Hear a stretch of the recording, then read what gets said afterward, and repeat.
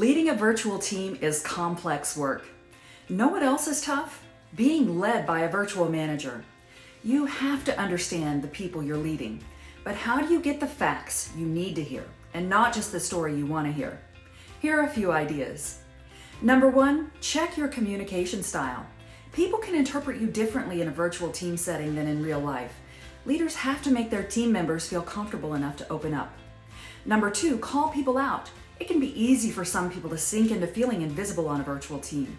So ask your team questions and encourage feedback. Number three, share leadership.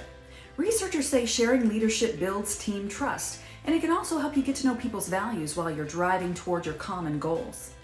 Now the question is no longer should we go virtual, it's how do we excel as a virtual team?